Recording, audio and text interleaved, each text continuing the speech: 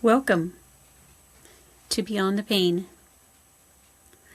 I wanted to share with you today some hard things to share with the death of my son, and I kind of wanted to walk through it with you about his life and my love for him and share the good things about him.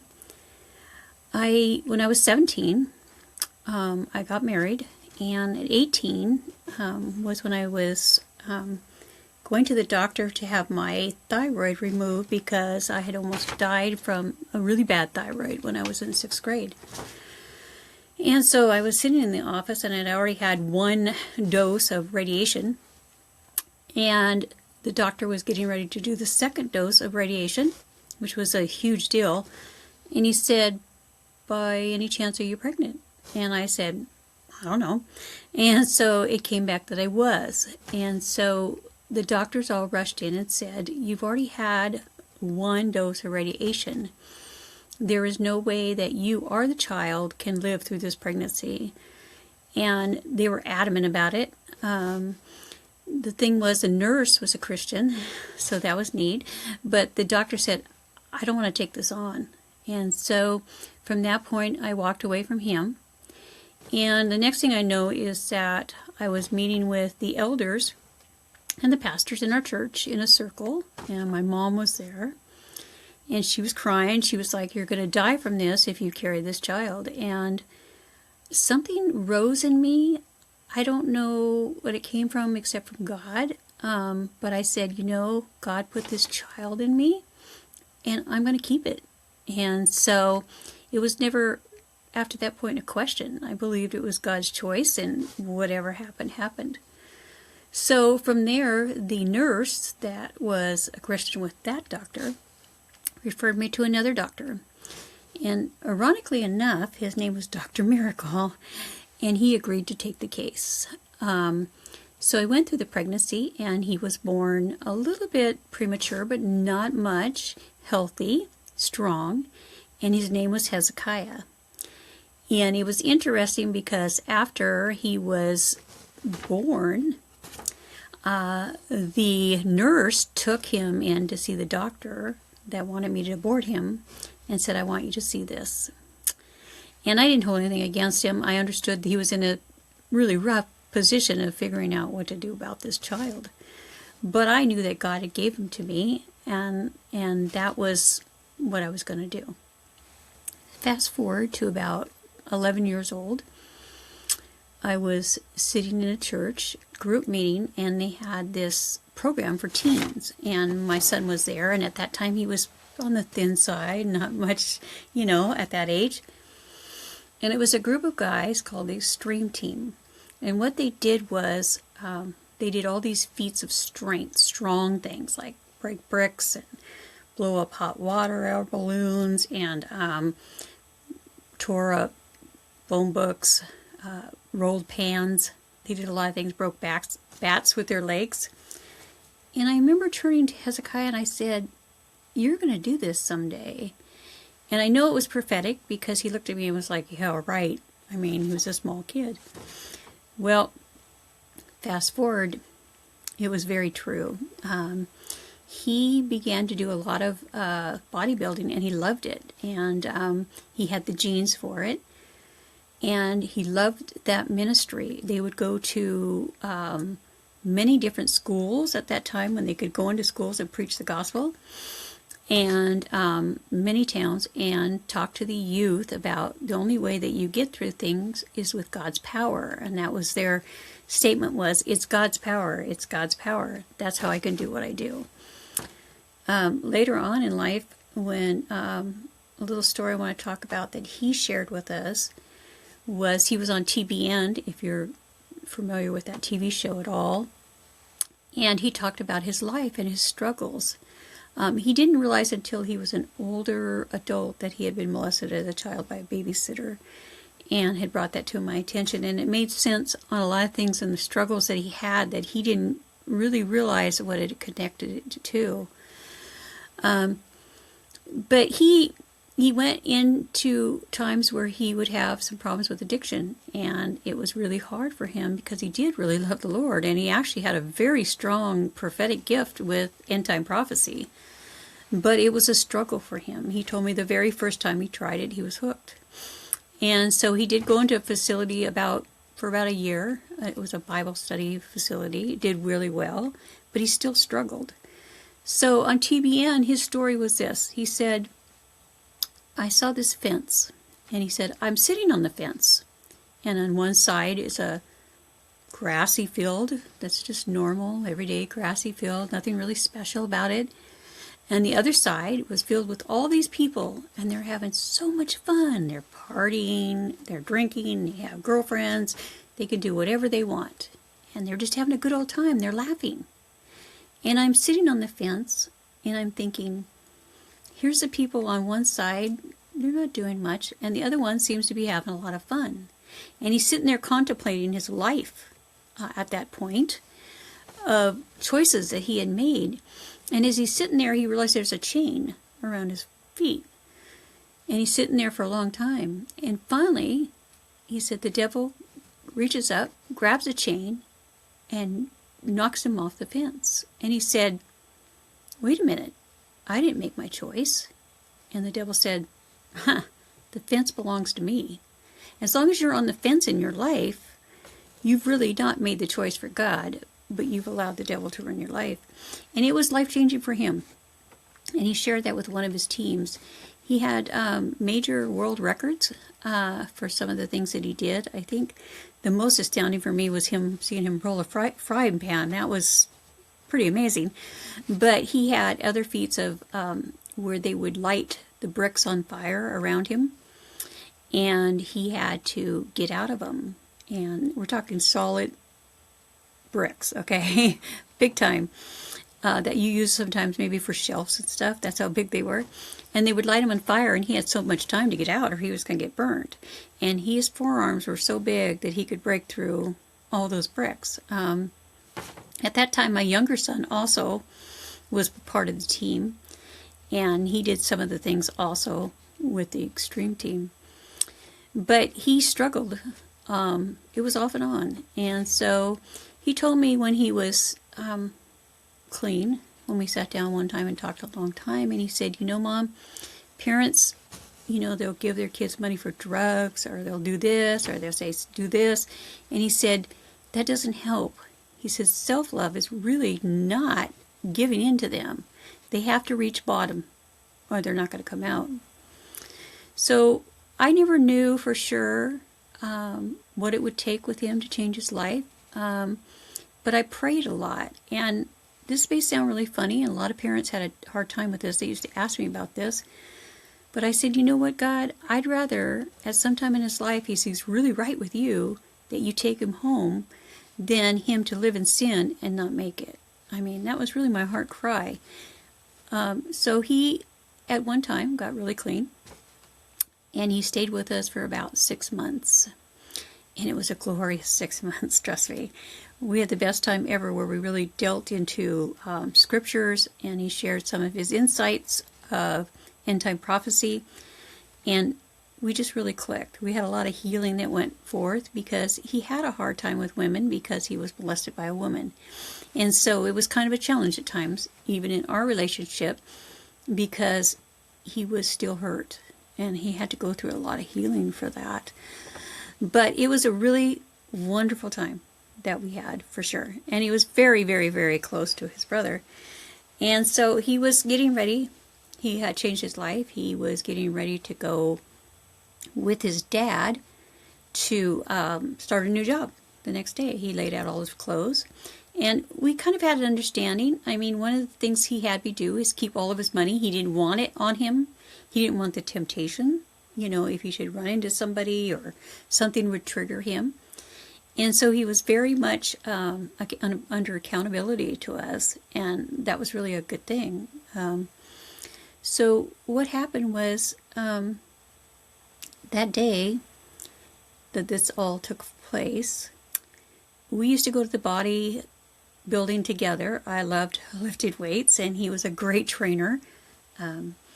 little funny story on the side was that you said, Mama, you need to go do some squats, and I was like, okay, sure. Not young. And he said, no, go do some squats. And so I did them, and he's laughing, and he said, those aren't squats, they're nudges, okay? So he worked me pretty hard, and I could barely move the next day, but it was kind of our thing that we did together, where we went to the gym together. It wasn't later that I realized that there were some times that he was cutting his weightlifting short, and that was not him.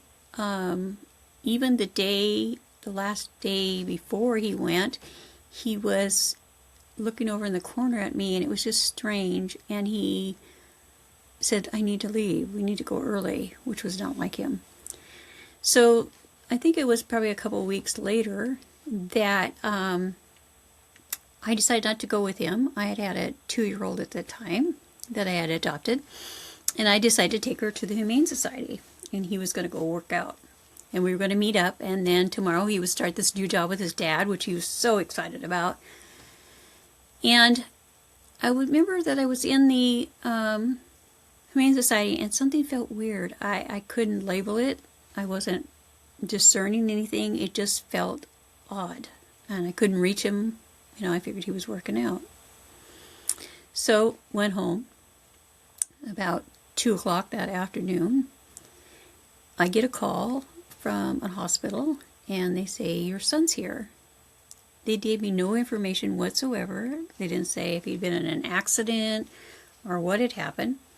And I really didn't know what had happened. So my husband and I rushed up to the hospital, and we go in, and they were kind of acting strange, but they said, here, go in this room, and we'll get somebody to come meet with you and fill you in. So we sat in a room a long time, let me tell you. And finally, we get a knock at the door. This is hard, because this is one of my hardest things. An orderly comes to the door. He hands me his clothes, and that was our death notification. No sense of dignity, no sense of explanation. I look back on it, and at that time they thought maybe he was a drug addict. They really did. And they even at first put that on the death certificate, and had to relent when the autopsy said absolutely not. Had no drugs in his system, no marks, nothing. But it was the way that they treated him, and the way that they treated us was to say, this is how we're informing you of his death. It was brutal. That's all I can say is it's brutal. So at that time, like I said, the guy that did the autopsy was a Christian, strong Christian, and he said, this isn't sounding right at all. And so he did a full autopsy. It turned out that he had an enlarged heart.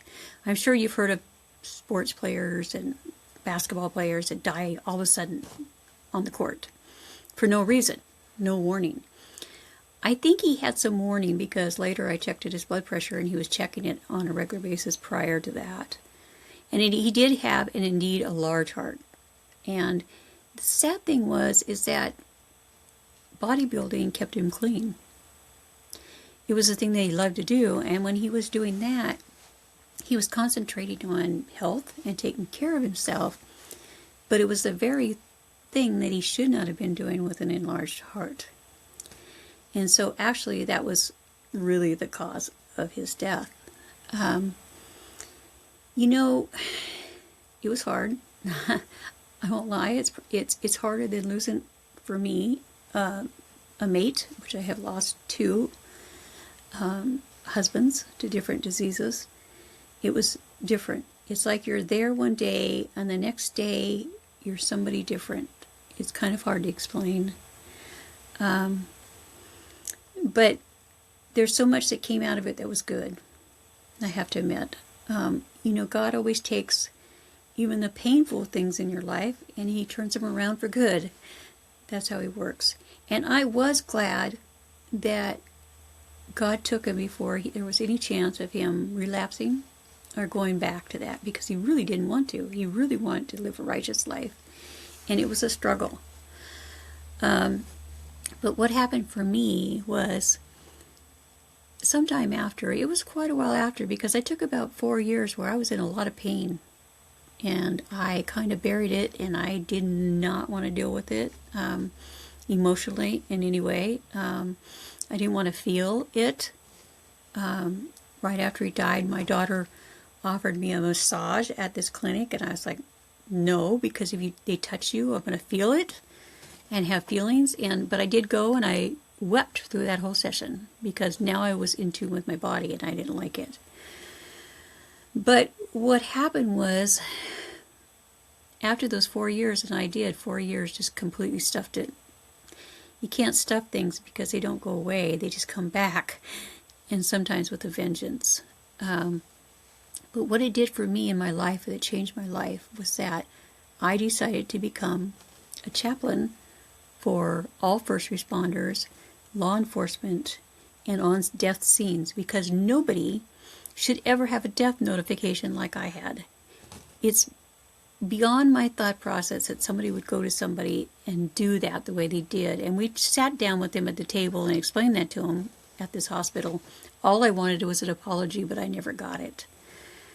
But I did become a chaplain, and I did go on a lot of death scenes, and it became my passion to make sure that everybody that I had to walk through death with would have somebody there to hold them, touch their hand, lead them from death to life sometimes. And that when I had to tell somebody that somebody had died, that I did it with dignity and respect. Short story, I had one lady, her husband had committed suicide, and his mom was flying in to see him that night. And she said, I can't tell her. Will you do it? And I did. To this day, and this has been 10 years, maybe more, she's a friend of mine, and she'll always be a friend of mine, because they don't forget who was there for them when they had to go through the deepest part of their life. So even though there was so much tragedy that happened with his death, God turned it around and used it for good. One thing that happened that was unusual, not surprising of me with the Lord, was that I had just got back from the academy. I had not done any chaplaincy work whatsoever. And I got a call the very first night at midnight, and they said, we need you at the precinct. There's a woman there. Her son was just killed, and the family's all there. It was a bad scene, but there's nobody there holding her, nobody there touching her, nothing. And that was the thing about the chaplains. With a man, they're limited. You can't just go up there and grab a woman and hold her or do this because of all these policies. But they never had a female chaplain before me. And I did not think that my very first call out would be a mother that had lost a son. And that was brutal.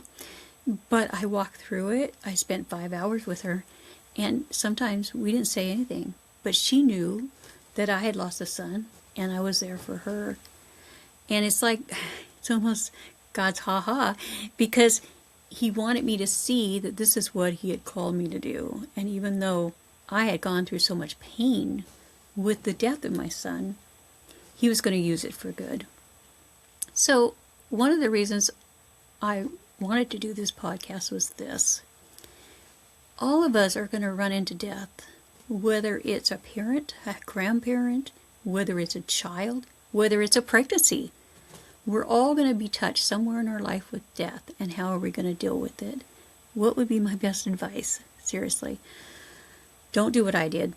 Take 4 years to figure it out. I buried myself in, believe it or not, playing video games, even at my age, for 4 years. It was my life because I could retreat, and I did not have to think about him being gone.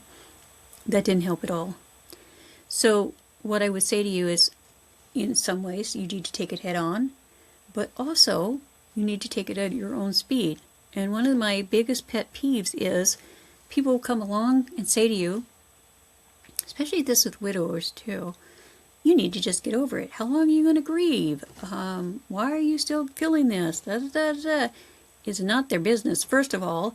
But second of all, each person's grief is a different timetable.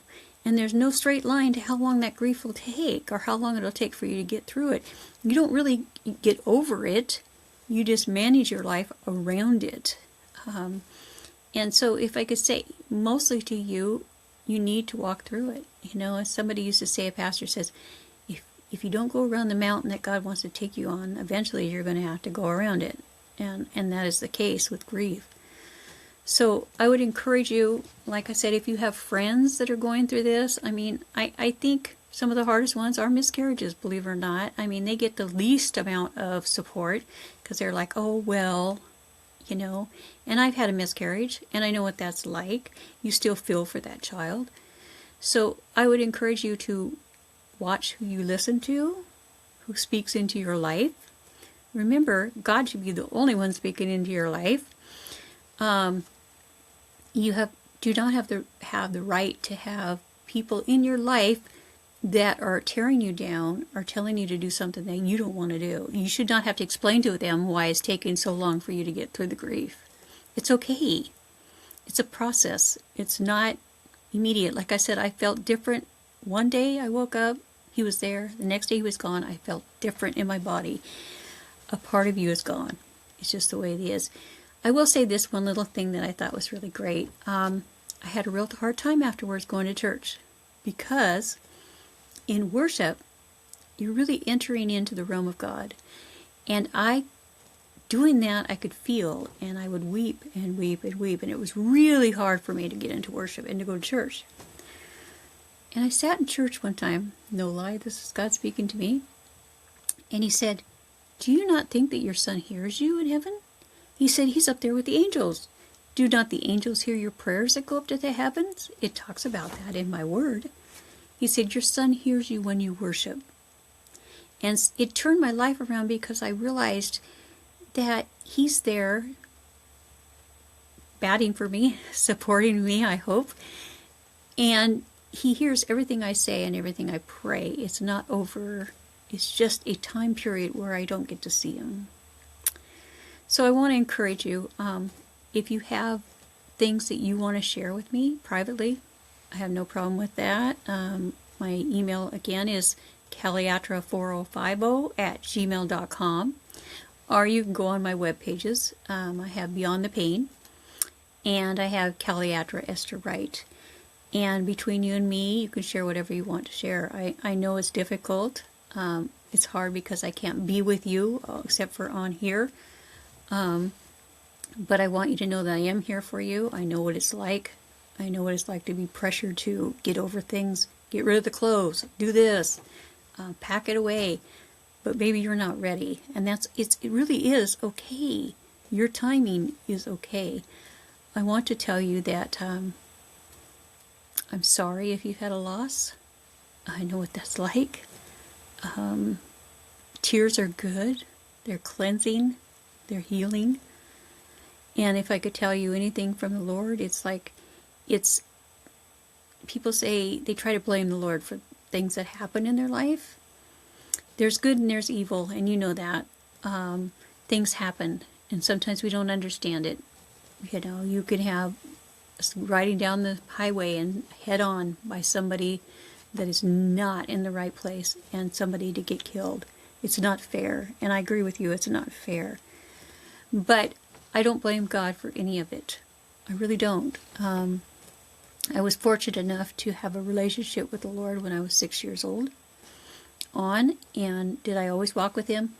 Absolutely not. And that's some of the stories that I will be sharing with you later on. There were times in my life I definitely walked away. I was very confused and very hurt. But He's always been there for me. I can honestly say that. He's always been there waiting for me to make it right. And so with these podcasts, He's the one that told me, you've got a story to tell, and I want you to tell it. And so, again, if there's anything you need help with, message me, or if you have questions, maybe you're stuck in a particular position, or you don't know how to relate to it, telling your child that this has happened. That is a hard one, for sure. I am here for you, and I want you to know that I'm praying for everybody that listens, and I'm thankful for the people that God has brought in my life that has helped heal me. I'm still healing. There are times that things come up still to this day after all these years, and I think I'm 90% healed.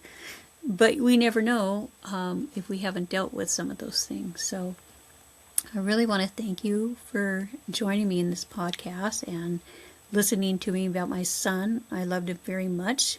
He was, mostly I missed the prophetic side from him. He had a whole different avenue than I have. And I know that I'll see him again. But again, thank you very much. I can't thank you enough for listening to me. If you need any help, please, or anybody in your family, maybe you have a mom. Sometimes I get talked to, somebody said my mom's been grieving, she can't get out of it, she won't get out of her house, she won't talk, she won't anything, and I will go and talk with them. But if there's anybody that you can see that needs to be referred to, talk to somebody, I'm more than open. So I want to tell you thank you again, and until the next podcast, I'm not sure what I will go next to as I go by the leading of the Holy Spirit. I hope to see you soon. Bye.